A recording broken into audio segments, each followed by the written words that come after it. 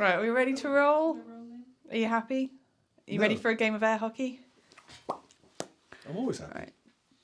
Jury's out on that one. Hey there, creative minds and business enthusiasts. Welcome to Looks Like We Made It, the podcast where we dive deep into the dynamic world of video marketing, content creation, and all things creative. I'm Izzy, your guide through this creative journey, wearing two hats, head of production and senior video editor. But I'm not in this alone. Meet the other half of our dynamic duo, my dad, Chris. Why are you taking your glasses off? You won't be able to see me. Our dynamic duo, Howell Media and Howell Training. We're not just a podcast. We're a father-daughter team on a mission to bring you insights, tips and laughs from the heart of the creative industry. You'll be squinting at me the whole time. I'm not sure whether I was looking for a new look or not. Whether you're a business looking to up your video game or a budding creative hungry for knowledge, this is the place to be. We've got real life experiences, expert advice and a sprinkle of anecdotes to keep things interesting. They're back on every time I look up. You look different. So if you're ready to unlock... I'm the Clark Kent of filmmaking. So if you're ready to unlock the power of video, bespoke content and training to achieve amazing results, you're in the right spot. Fasten your seatbelts because this Looks Like We Made It, where we turn creativity into success, one episode at a time. I thought I was going to look up and you were going to have like a different No, I'm outfit just experimenting with kind of like with or without. Although face furniture does break up an ugly face. Oh, don't say that. I'm not saying I'm ugly. I'm just saying that face furniture, it just break a face up, doesn't it? Yeah, but see, as a glasses wearer and a contact lens wearer, I couldn't wear my glasses today because we would just look the same. Yes, so, there is there is that problem. Two runners. Which one am I? So we're sort of in a different setup today. I was going to say, this all feels very formal. I know, it feels like we need to have like a long... So where do you see yourself in 5 years' time? I don't know, is this my sacking? Is this what it is? Interview But, setting. no, it feels like we should have like a big banquet in front of us, but we are limited for time. Or air hockey. Or battleship. Get on with it. So, yes. I had... I witnessed something recently which influenced the decision behind this podcast. Yep. Not the whole podcast, just this episode. Are you going to re-record that intro, or is that it? That is it. Okay, right, fine. We're just going to roll with it. Okay. But the... you throw me off, but You saw something the other day. I saw something the other day on the news, Yes. which was that the wonderful Milton Keynes. Yes. You've been to it. I know you know very it well, is. yes. Fine city. The shopping village Is it a that is town? Milton Keynes. It must be a city. Okay. The place down south, Yes. if you will. So they had a TV advert produced recently to promote the centre, the just general vibe of Milton Keynes, right? Is this going somewhere? It is, Okay. but just give me a chance.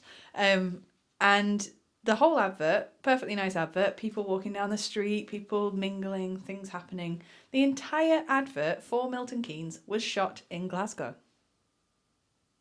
Did they have like B-roll and stuff? No, but to the point where, obviously Glasgow has a lot of like Georgian buildings, a lot of sort of old architecture. Milton Keynes is famously not Georgian, but they then went and interviewed people from Milton Keynes and showed them the advert, and all of them said, well, that's not here. That's not where I'm from. So my question is... Well, can I just jump in? Okay. Did we make it? No. Oh, that's fine then. Yeah, carry on. Otherwise we'd have to this would be an interrogation. Yes, fine. So my question is, yes. How important is location when it comes to promotional content, and how far is it like deceptive? That was just from seeing it. Well, using that as an example, I've never heard anything quite like that in my life. Yeah. On the basis that I don't know why. I mean, obviously, you can in filmmaking, you can have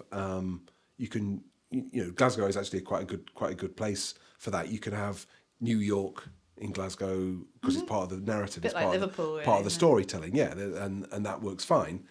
In a promo of a place not being shot in the place, just smacks of kind of just lame laziness. Yeah, because that was my thing, which is that when we do Don't sue me. When we do, or me, when we do TV adverts in particular, the clearance process is very, very strict. Yes. It's very much like you have to always show, you can't ever deceive the audience at any point. And rightly so. So the bit that I find confusing is that I don't know who had that idea and at what point, because I feel like if it was us and we were commissioned to film an advert about a place on the other side of the country, we would travel there. Absolutely.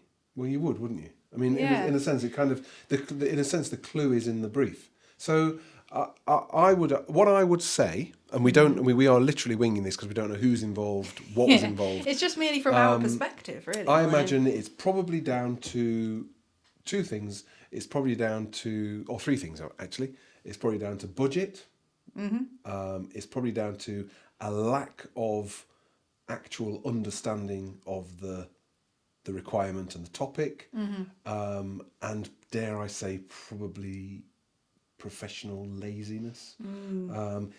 Insofar as we will always do a recce regardless of where we're going. So it might be, when we travel further afield for projects, we will always go there beforehand to get a feel for the feel for the place, whether that be a promotional video, whether that be an event we're running, we're filming.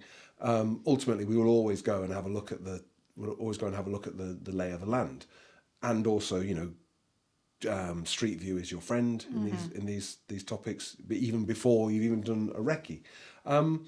I think in a storytelling perspective, it's not, to answer your question, to actually get to the thing. In my view, from a storytelling perspective, it's not that important, because if you're a really good, compelling filmmaker and you can use the things that are around you to help with a narrative, that's great. If its sole purpose is to promote a place and you haven't actually gone to that place, then that probably isn't correct. Yeah, because I think it's also what serves as not only a selling point, but it's also not in terms of deceiving an audience, but there is something in an audience member seeing something on the screen and then going to that thing in person and seeing it for real, face to face. I mean, it wouldn't be allowed in TV advertising, because you'd be passing off, you'd be passing something off that isn't, or you'd have to account for it. There'd have to be a disclaimer in the advert saying images shown, not actual place. So that wouldn't work. I think, like I said before, I just think it just smacks of a kind of professional idleness, really. Yeah, and we've got no axe to grind. Yeah. So I think it's. I think though that there's an authenticity about certain things that you can't quite recreate. So it's great that you can make a TV advert in August for Christmas by chucking a load of fake snow around or whatever, and that's all fine, because that's all part of it. But if it's something that means something to somebody, like the residents of Milton Keynes, if it means something to them, then I think it's important not to deceive them. Yeah, absolutely. And I think that's where, so I feel like we need loads of small print running along the bottom of the screen. Disclaimer. No, but so if you are a business wanting to create promotional content, Yes, by using a professional company or just using internal people on the day-to-day, is there a requirement that you need to be slap bang where the sausage gets made, if you will? Well, I would actually rewind that slightly and say there is a requirement. What's it for? In a sense that, okay. so like, ultimately, if you're making a promotional video of anything, you've got to decide beforehand what you're promoting, why you're promoting it, and why you're investing that time and effort into it, and what you're going to actually do with it. I think that's there's no point just making stuff and hoping you fulfill an objective just by making it, because that therein time wasting and madness lies. I just think that I think that in the first instance you say, okay, we've identified we need a promotional video for our place, and then you work out how you're going to do it, who's going to do it, what your budget is, what your time frame is, where it's going to be shown, what it's for, and what your expectations, what does success look like for that topic. So if you made your film, what do you want it to do for you? You can't just, there's no point just doing it for the sake of it. And I think that applies. That's not unique to location for promo films in Milton Keynes. That applies to anything to do with content creation. You've got to have an objective. Kind of what's it. Other than that, if it's just for fun, that's fine too. But if it's a commercial, if it's a commercial thing, you got to decide why you're doing it.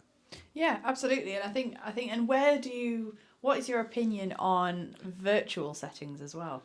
So if, for example, so you know that obviously the Unreal Engine and the kind of the fact that now you can have, you know, almost like it's like a green screen, but you're effectively in a moving. You're immersed in. And it's a very interesting way of doing things. If it works for the narrative and it works for the storytelling, it's fantastic. You use all the tools available. You know, I'm superimposed here right now. You know, I'm not actually here. I know. Shall I throw something and see if it goes through you?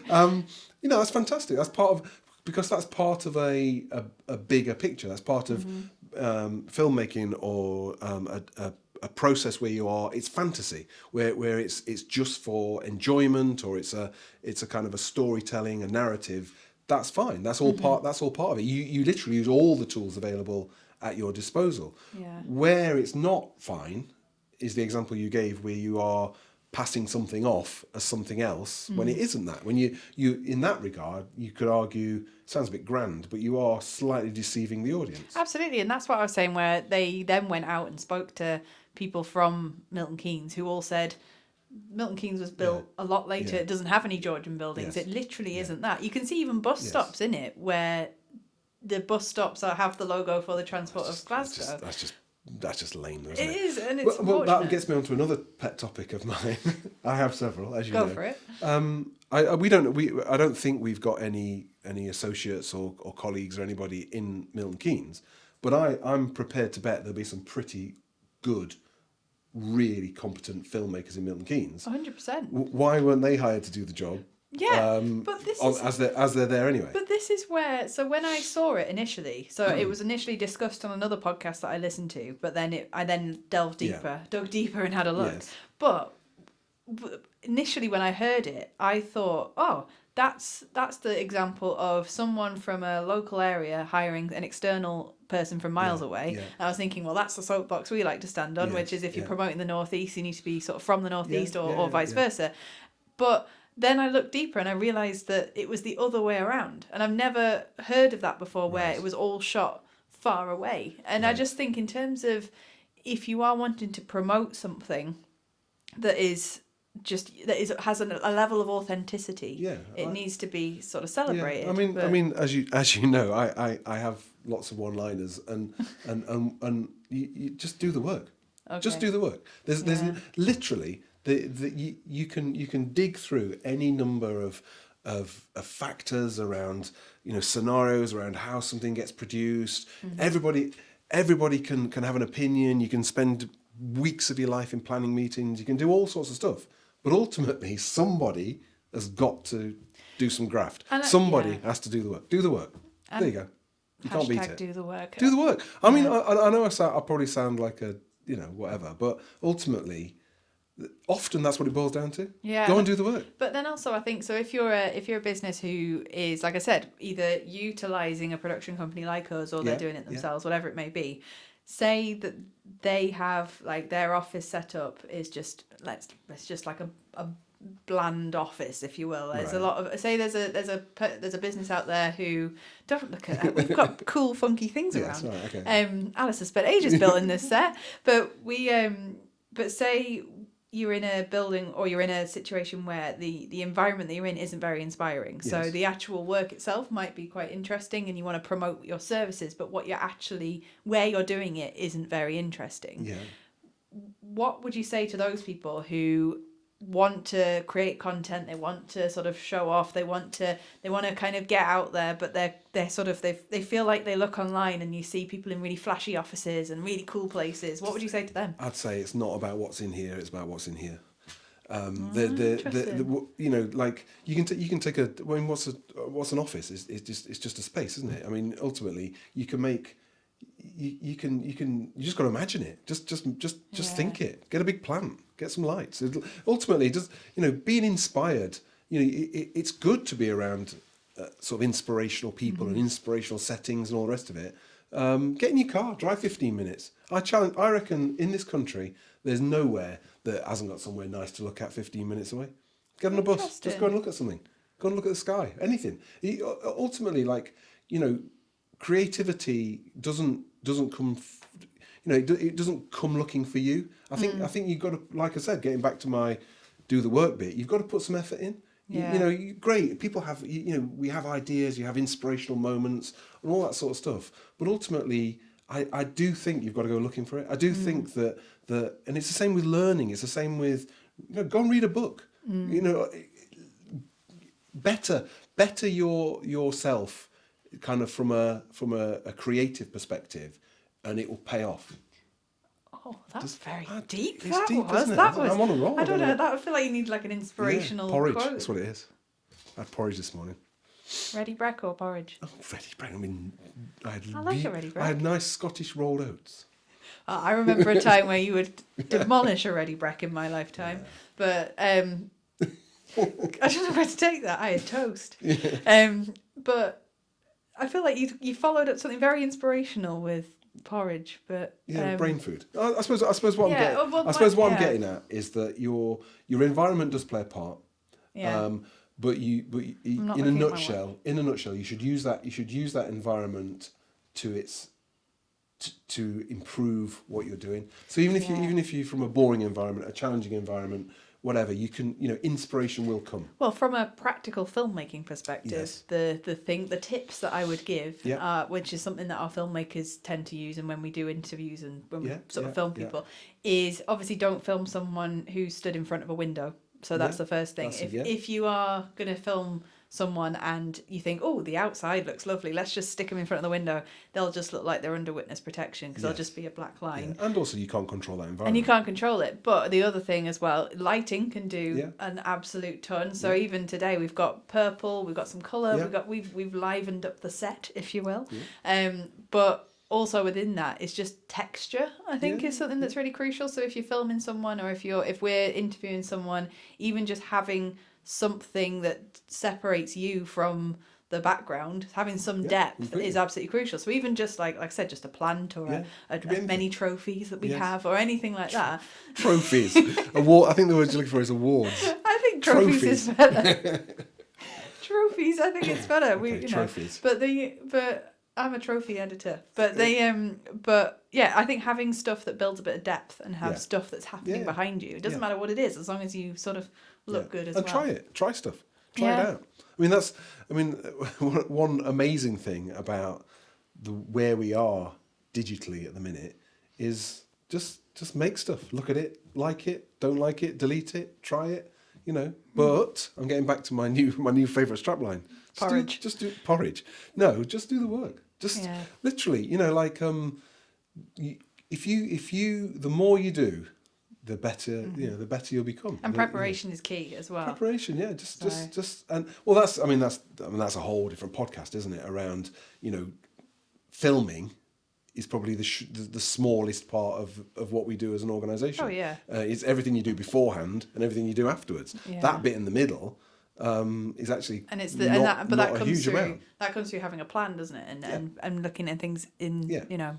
But okay. So to answer your question, I think if you're trying to, I think location is important if the thing you're doing is about a location. Yeah, interesting. I agree. But it's not important if you want to tell a story that the area is indifferent. Yes. Different in the area is I don't know where you've taken just that. Rewind the podcast and you'll hear my answer. But anyway. So my silly question. I don't know if it's really that silly. Oh no, they've been quite serious, these questions, haven't they? Well, how silly do you want to go? Don't mind. So I'm known for my silliness. Would you rather have spaghetti for hair or sweat maple syrup? Oh, sweat maple syrup.